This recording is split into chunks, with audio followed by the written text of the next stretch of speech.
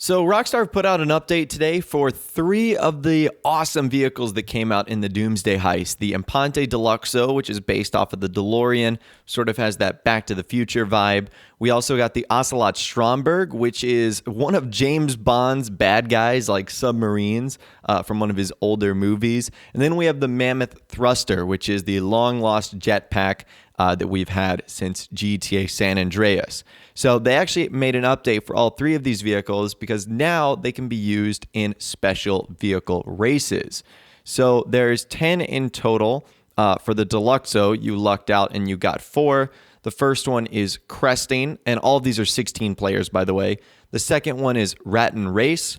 The third one is Stadium Flyover, and my favorite, and which you'll be seeing today, is Techno, which is a really cool race. So there's 4 of the Deluxo. Then you've actually got 3 of the Stromberg. The first one is called Plunge, which has you going down this like 90-degree slope. It's pretty cool. The next one is Spindrift. And the final one, which is my favorite, which you'll be seeing today too, is the Kraken, which is a really fun one. And then you also have 3 of the thruster ones. The first one is Chiliad Drop. The second is Fly Low Challenge. And the third one is Vinewood Air Tours, which you'll be seeing at the end of today's video. So let's go in order of which one I enjoyed the most versus which one I enjoyed the least. So we are going to be starting with the Deluxo races. Honestly, this is the most fun out of all 3 of the ones that Rockstar added. So I'm really glad that they added 4 of them, which is quite nice. Obviously, it gives you a little bit more variety. So what's nice about the Deluxo is, for the most part, it's a normal vehicle, even without its superpowers. So like the races are generally fun, even if you're just doing typical races. But what's really cool is once you get to the part of the Deluxo that's awesome, and that is the ability to hover and fly. Now, Rockstar have actually made it pretty seamless. They will actually activate hover mode for you. So the only thing you have to do is actually glide the Deluxo itself, which can be a little bit tricky. Sometimes it can get a little bit tail heavy and actually spin out on you. And same thing when you're going down out of hover mode. Rockstar will almost do that for you automatically. It's something you don't even have to worry about, which is actually something I really enjoyed. And it's the exact opposite of another race we're going to be looking at today. And it's also the exact opposite of how the Rocket Voltic and how the Ruiner 2000 race is performed. Same with the Blazer Aqua stuff. You guys had to like manually trigger that.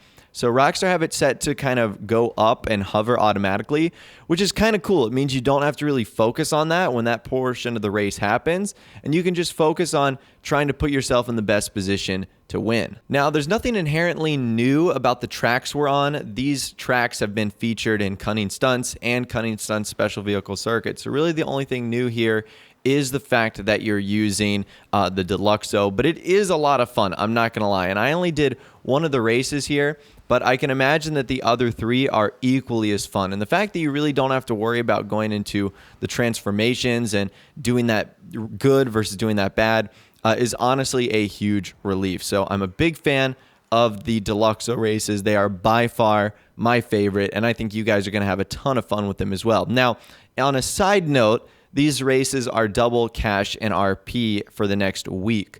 So if you do win, which I was fortunate enough to win 2 of these, you do walk away with some pretty nice cash. We only did 1 lap for each of these, but I walked away with a decent amount of money. So that's kind of a nice little side benefit here also. All right, let's move on to the next race, and that is going to be the Stromberg. So for this race, we ended up going with the Kraken, which I will say is pretty fun. And the Stromberg is a, for the most part, normal car too. You know, it's a sports classic vehicle. So using it on normal civilian streets is quite viable. So that's actually pretty fun. The biggest difference between the Deluxo race and the Stromberg race is Rockstar doesn't activate the submarine mode automatically. Now, a prompt will come on your screen that says press R1 or whatever the button is to toggle submarine mode. But Rockstar will not do that automatically. So as you can see in this race right here, there's a lot of people like flopping around in the water for like the first 10 or 15 seconds, wondering why their vehicle is suddenly sinking to the bottom of the ocean. And it's really funny, and you can actually take advantage of this. So that is by far the biggest difference. The second biggest difference is underwater mode is really slow. And that's why I think the Stromberg races are a little bit less fun than the Deluxo ones. Now, there are some cool surprises, which we'll see in a little bit, but it is a little bit sluggish when you are under the water. Now, same when you're exiting the water. Rockstar will not do it automatically, and as you can kind of see right here, like even though we're really close to the road, you're not supposed to get rid of your submarine mode until you're like completely out of the water. So it is a little bit tricky. It's not like the smoothest transition, and that will definitely take a couple tries in order to sort of get that down pat. To like nail the transition between submarine and normal car mode. However, one thing I really liked about the Stromberg mode is underneath some of the water zones, you'll actually get these mines that appear. Now, these mines are incredibly deadly, and they throw another challenge into this entire situation. Not only do you have to race other players, you have to watch out for the mines, which is really cool. And I think this is definitely going to be one of the most unique parts about racing the Stromberg is these mines. Because in the Deluxo thing we were doing, there was no way to have yourself destroyed other than crashing off the course. But with this one, there is. If you run into those mines, you're going to get destroyed, which is obviously not what you want. And when you have a full lobby of us, like 16, it really gets compact and crazy in there. So I really enjoyed the underwater part with the mines. And then, of course, like I said, the normal racing up top is very easy and very simple because the Stromberg is a pretty, usable civilian car. So that right there is the second race that we're going over today featuring the Strombergs. The third is with the Mammoth Thruster Jetpack. And I will say this is my least favorite of them all. Number one, because there really isn't inherently fun about just flying a jetpack through checkpoints. Let me give you my first reason. The first reason is there's no transformation going on here. So it's just a jetpack. You don't do anything. You don't go from like hover mode or flight mode or whatever the case is. It's just the standard jetpack mode. Number two, the jetpack is kind of sluggish. Like this has been the downside of the thruster from day one, is that it's never really been as agile and speedy as I thought it was going to be.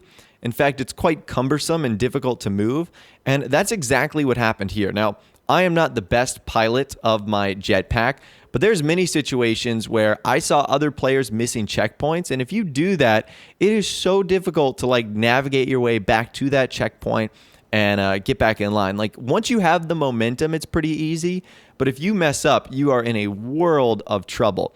Another thing I didn't really like is it sort of felt like a constant battle of just trying to prevent myself from going too high above the checkpoints. And maybe that's just the physics of the jetpack, but it really wasn't fun just trying to control my height to get through a bunch of checkpoint rings.